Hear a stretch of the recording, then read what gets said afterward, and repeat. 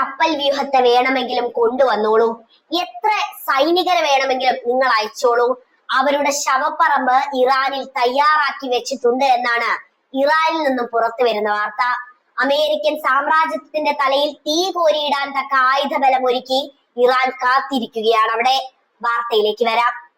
ഇറാന്റെ അചഞ്ചലമായ നിശ്ചയദാർഢ്യവും അതിജീവന ശേഷിയെയും കുറിച്ചുള്ള ഈ വസ്തുതകൾ പരിശോധിക്കുമ്പോൾ അടിച്ചമർത്താൻ ശ്രമിക്കുന്ന ശക്തികൾക്ക് മുന്നിൽ തോറ്റു കൊടുക്കാത്ത ഒരു ജനതയെയാണ് നമുക്ക് കാണാൻ സാധിക്കുന്നത്. ജൂണിൽ നടന്ന 12 ദിവസത്തെ സംഘർഷം വാസ്തവത്തിൽ പടിഞ്ഞാറൻ അധിനിവേശ ശക്തികളുടെയും ഇസ്രായേലിന്റെയും നിഗൂഢമായ താല്പര്യങ്ങളുടെ ബഹിർസ്ഫുരണമായിരുന്നു. അത്യാധുനിക ബങ്കർ തകർക്കുന്ന ബോംബുകളും ക്രൂയിസ് മിസൈലുകളും ഉപയോഗിച്ച് ഒരു രാജ്യത്തിന്റെ ശാസ്ത്രീയ പുരോഗതിയെ തകർക്കാമെന്ന അമേരിക്കൻ മോഹം ഒരിക്കൽ കൂടി പരാജയപ്പെട്ടിരിക്കുകയാണ്. തങ്ങൾ ഇറാന്റെ ആണവ നിലയങ്ങൾ തകർത്തു എന്ന് അമേരിക്ക അവകാശപ്പെടുമ്പോഴും ഇറാന്റെ ആഭ്യന്തര കരുത്തിനെ വില കുറച്ച് കാണാനാണ് അവർ ശ്രമിച്ചത്.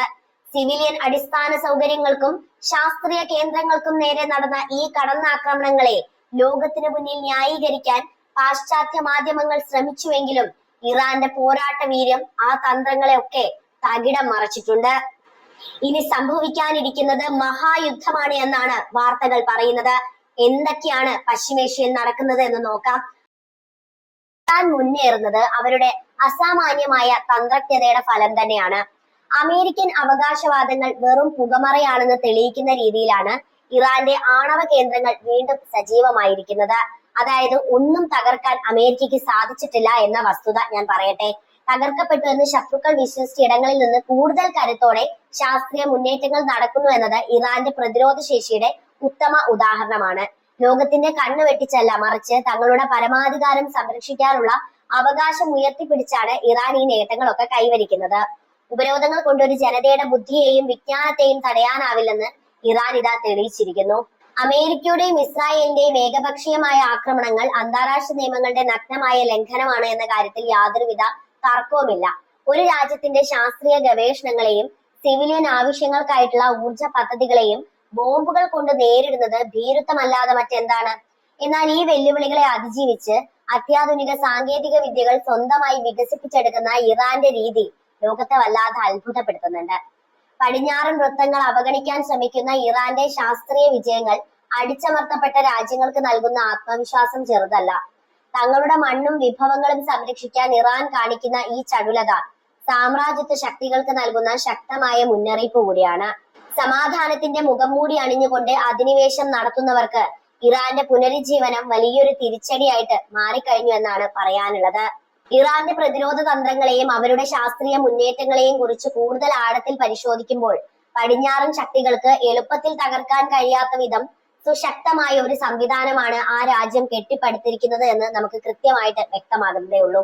പതിറ്റാണ്ടുകളായി തുടരുന്ന സാമ്പത്തിക ഉപരോധങ്ങളെ അതിജീവിച്ച് ഇറാൻ കൈവരിച്ച സ്വയം പര്യാപ്തത ലോക ചരിത്രത്തിലെ തന്നെ സമാനതകളില്ലാത്ത പോരാട്ട വീര്യത്തിന്റെ അടയാളമാണ്. തങ്ങളുടെ ആണവ കേന്ദ്രങ്ങൾക്കെതിരെ ഇസ്രായേലും അമേരിക്കയും നിരന്തരം ഗൂഢാലോചനകൾ നടത്തുമ്പോഴും ആ തടസ്സങ്ങളെല്ലാം മറികടക്കാൻ പ്രാപ്തിയുള്ള ഭൂഗർഭ പരീക്ഷണശാലകളും അത്യാധുനിക പ്രതിരോധ കവചങ്ങളും ഇറാൻ വികസിപ്പിച്ചെടുത്ത് കഴിഞ്ഞിട്ടുണ്ട്. ഇത് കേവലം സൈനിക ശക്തിയുടെ മാത്രം പ്രകടനമല്ല, മറിച്ച് ഒരു ജനതയുടെ ബുദ്ധിശക്തിയും ആത്മസമർപ്പണവും സാമ്രാജ്യത്വത്തിനെതിരെയുള്ള വിജയം കാണുന്ന കാഴ്ച തന്നെയാണ്. ഏറെ സന്തോഷകരമാണ് ഈ കാഴ്ച എന്ന് മാത്രം.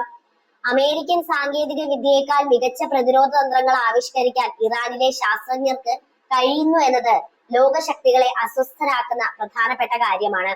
ഇസ്രായേലിന്റെ ചാര സംഘടനയായ മൊസാദും അമേരിക്കൻ ഇന്റലിജൻസ് പരാജയപ്പെട്ടെടുത്തുനിന്നാണ് ഇറാന്റെ വിജയഗാഥ തുടങ്ങുന്നത്.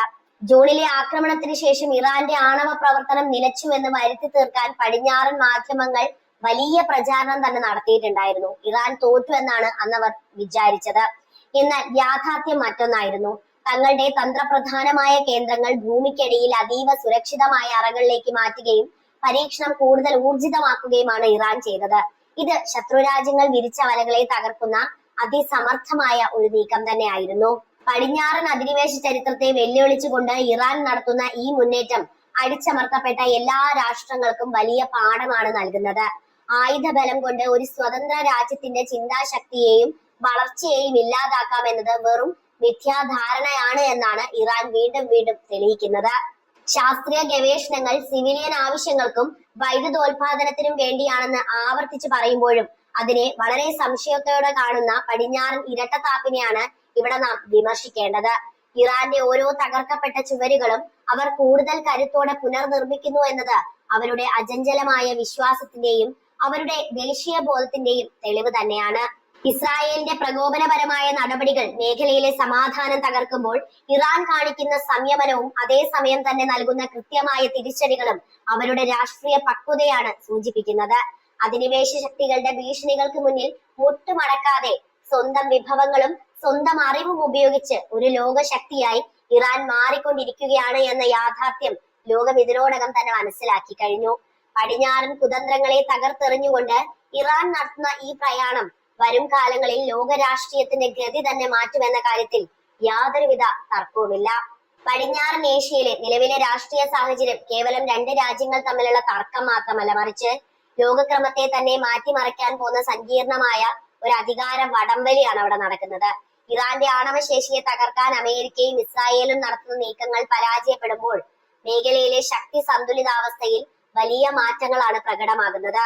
സൗദി അറേബ്യ ഉൾപ്പെടെയുള്ള അയൽ രാജ്യങ്ങളുമായി ഇറാൻ പുലർത്തുന്ന നയതന്ത്ര ബന്ധങ്ങൾ മെച്ചപ്പെടുന്നത് ഇസ്രായേലിനെ സംബന്ധിച്ചിടത്തോളം വലിയൊരു രാഷ്ട്രീയ തിരിച്ചടിയാണ് അവർക്കുണ്ടാക്കുന്നത്. പടിഞ്ഞാറൻ ശക്തികൾ ഇറാനെ ഒറ്റപ്പെടുത്താൻ ശ്രമിക്കുമ്പോഴും റഷ്യയുമായും ചൈനയുമായും ഇറാൻ രൂപപ്പെടുത്തിയെടുക്കുന്ന തന്ത്രപരമായ സഖ്യം അമേരിക്കൻ മേധാവിത്വത്തിന് കനത്ത വെല്ലുവിളി ഉയർത്തുകയും ചെയ്യുന്നു. ഇറാന്റെ ഭൂമിശാസ്ത്രപരമായ സ്ഥാനം തന്നെ അവരുടെ ഏറ്റവും വലിയ പ്രതിരോധ കവചങ്ങളിൽ ഒന്നാണ്. ഹോർമുസ് കടലിടുക്ക് പോലുള്ള തന്ത്രപ്രധാനമായ പാതകളിലെ ഇറാന്റെ സ്വാധീനം ആഗോള എണ്ണ വിപണിയെ പോലും നിയന്ത്രിക്കാൻ പ്രാപ്തിയുള്ളതാണ്. ഈ ഒരു കരുത്തിനെ തകർക്കാനാണ് ഉപരോധങ്ങളിലൂടെയും സൈനിക ആക്രമണങ്ങളിലൂടെയും അമേരിക്ക അടക്കമുള്ള ഇറാന്റെ ശത്രുക്കൾ ശ്രമിച്ചുകൊണ്ടിരിക്കുന്നത്. എന്നാൽ 12 ദിവസം നീണ്ട ആ ക്രൂരമായ ആക്രമണങ്ങളെ അതിജീവിച്ചതിലൂടെ സാങ്കേതികമായി തങ്ങൾ എത്രത്തോളം മുന്നിലാണെന്ന് ഇറാൻ ലോകത്തിന് കാട്ടിക്കൊടുത്തു കഴിഞ്ഞു. ശാസ്ത്രീയ കേന്ദ്രങ്ങൾ തകർക്കപ്പെട്ടു എന്ന് പാശ്ചാത്യർ അവകാശപ്പെടുമ്പോഴും അത്യാധുനിക ഡ്രോണുകളും മിസൈൽ പ്രതിരോധ സംവിധാനങ്ങളും നിർമ്മിക്കുന്നതിൽ ഇറാൻ ഇന്ന് ലോകത്തിന്റെ മുൻനിരയിൽ തന്നെയാണ് നിലയുറപ്പിച്ചിട്ടുള്ളത്. ഇസ്രായേലിന്റെ ആഭ്യന്തര രാഷ്ട്രീയ പ്രതിസന്ധികൾ മറച്ചു വെക്കാനാണ് അവർ പലപ്പോഴും ഇറാന് നേരെ തിരിയുന്നത് എന്നൊരു നിരീക്ഷണമുണ്ട്. തങ്ങളുടെ രാജ്യത്തിനുള്ളിലെ പ്രശ്നങ്ങളിൽ നിന്ന് ശ്രദ്ധ തിരിക്കാൻ അയൽ രാജ്യങ്ങളിൽ സംഘർഷം സൃഷ്ടിക്കുന്നത് അധിനിവേശ ശക്തികളുടെ സ്ഥിരം ശൈലി തന്നെ. എന്നാൽ ഇറാന്റെ പ്രതിരോധം ഇത്തരം വില കുറഞ്ഞ തന്ത്രങ്ങൾക്ക് വഴങ്ങുന്ന ഒന്നല്ല. സിവിലിയൻ അടിസ്ഥാന സൗകര്യങ്ങളെ ലക്ഷ്യം വെക്കുന്നതിലൂടെ ഒരു ജനതയെ ഭയപ്പെടുത്താമെന്ന് പടിഞ്ഞാറൻ ശക്തികൾ കരുതിയെങ്കിലും അത് ജനങ്ങളെ തങ്ങളുടെ ഭരണകൂടത്തോട് കൂടുതൽ അടുപ്പിക്കുകയും ദേശസ്നേഹം വർദ്ധിപ്പിക്കുകയുമാണ് ചെയ്യുന്നത്. ഇറാന്റെ ശാസ്ത്രീയ പുരോഗതിയെ തടയാൻ നോക്കുന്നവർ യഥാർത്ഥത്തിൽ മനുഷ്യരാശിയുടെ വിജ്ഞാന സമ്പാദത്തെ തന്നെയാണ് തടസ്സപ്പെടുത്തുന്നത് എന്ന് കൃത്യമായിട്ട് ഇവിടെ മനസ്സിലാക്കണം. ഭാവിയിൽ ഇറാൻ ഈ മേഖലയിലെ ഏറ്റവും വലിയ ശാസ്ത്ര സാങ്കേതിക കേന്ദ്രമായി മാറാനുള്ള എല്ലാ സാധ്യതകളും നിലനിൽക്കുന്നുണ്ട്. ഉപരോധങ്ങൾ അവരെ സ്വന്തം കാലിൽ നിൽക്കാൻ പഠിപ്പിച്ചു എന്നത് ഒരു യാഥാർത്ഥ്യമാണ്. പടിഞ്ഞാറൻ ആശ്രിതത്വം ഇല്ലാതെ എങ്ങനെ ഒരു ആധുനിക രാഷ്ട്രം കെട്ടിപ്പടുക്കാമെന്നതിന് ഉത്തമ ഉദാഹരണമാണ് ഇന്നത്തെ ഇറാൻ. അമേരിക്കയുടെയും ഇസ്രായേലിന്റെയും വെല്ലുവിളികളെ തരിപ്പണമാക്കിക്കൊണ്ട് അവർ നടത്തുന്ന ഈ പ്രയാണം പുതിയൊരു ലോകക്രമത്തിന്റെ ഉദയത്തെ തന്നെയാണ് സൂചിപ്പിക്കുന്നത്. അത് കേവലം ആയുധബലത്തിന്റെ വിജയം മാത്രമല്ല, മറിച്ച് അപമാനിക്കപ്പെട്ട ഒരു ജനതയുടെ അഭിമാനകരമായ തിരിച്ചുവരവ് തന്നെയാണ്. ഇവിടെയാണ് ലോകം ഇറാന്റെ കൂടെ നിൽക്കുന്നതും. യുദ്ധം ഒരിക്കലും ഒന്നിനും ഒരു പരിഹാരമല്ല. പക്ഷേ ഇറാനെ എത്ര തവണ തകർത്തെറിഞ്ഞിട്ടും അവർ വീണ്ടും തിരിച്ചു വരുന്നു എന്നത് ലോകം മുഴുവൻ കണ്ടു നിൽക്കുന്ന ഒരു സത്യം കൂടിയാണ്.